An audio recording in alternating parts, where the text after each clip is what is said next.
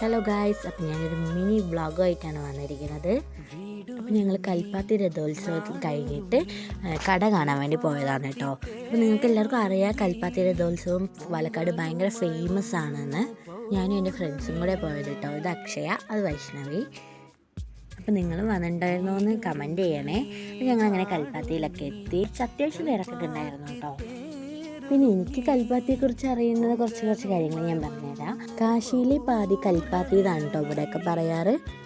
അതുപോലെ തന്നെ കൽപ്പാത്തി രഥോത്സവത്തിൻ്റെ ഐതിഹ്യം എന്താണെന്ന് വെച്ചാൽ, നമ്മൾ വർഷത്തിൽ എല്ലാ പ്രാവശ്യം ദൈവത്തിനെ അങ്ങോട്ട് കാണാനല്ലേ പോവുക. പക്ഷേ ഒരു ദിവസം ദൈവം നമ്മളെ കാണാൻ വരും, രഥത്തിൽ ദൈവം നമ്മളെ കാണാൻ വരും എന്നാണ് കേട്ടോ ഇതിൻ്റെ ഐതിഹ്യം എന്ന് പറയുന്നത്. പിന്നെ ഇത് നോക്കുക ഗൈസ്, പല തരത്തിലുള്ള കമ്മലുണ്ട് കേട്ടോ. ഞങ്ങൾ ഇതൊക്കെ കണ്ട് വണ്ടർ അടിച്ച് നിൽക്കുകയോ, അയ്യോ ഇതിൽ ഏതെടുക്കുന്നുള്ളൊരവസ്ഥയായിരുന്നു.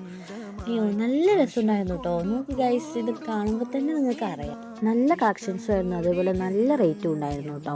അത് കഴിഞ്ഞ് നോക്ക് ഗൈസ്, ഞങ്ങളിത് കണ്ടപ്പോൾ ഭയങ്കര ക്രേവിങ്സ് ആയിപ്പോയി കേട്ടോ. ഭയങ്കര ക്രേവിങ്സ് ആയിരുന്നു.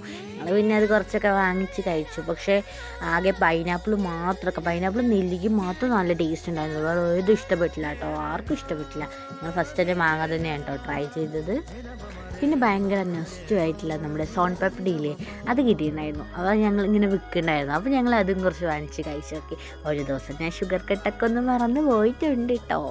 നമ്മുടെ പണ്ടത്തെ കാലത്തേക്ക് കൊണ്ടുപോകുന്ന കുറേ കളിപ്പാട്ടങ്ങളും കുറേ ചോക്ലേറ്റ്സും മിഠായികളും എല്ലാം ഉണ്ടായിരുന്നു കേട്ടോ.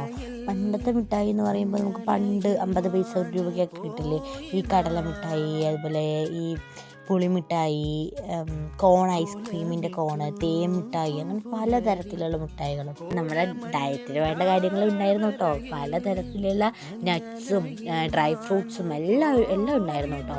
അത് കഴിഞ്ഞിട്ട് ഇഷ്ടം പോലെ പലതരത്തിലുള്ള പാവകളായിരുന്നു. ഏതെടുക്കുന്നുള്ളൊരു കൺഫ്യൂഷനായിരുന്നു. പിന്നെ ഞങ്ങൾ നോക്കിയിട്ട് ഏതും എടുത്തില്ല കേട്ടോ. ഞങ്ങളിതാ കുറച്ച് ഫോട്ടോസ് വീഡിയോസൊക്കെ രഥത്തിൻ്റെ അവിടെ വെച്ച് എടുത്തിട്ടുണ്ടായിരുന്നു. പിന്നെ ഇതാ ഒരു ഐസ്ക്രീം കഴിച്ചു. ഞാൻ പറഞ്ഞല്ലോ, ഡയറ്റ് ഒരു ദിവസം ഞാൻ ചെറുതായിട്ട് ഇങ്ങനെ മറന്നു പോയിട്ടുണ്ട്. ഞാനും ഇതിൽ കഴിക്കുന്നുണ്ട്.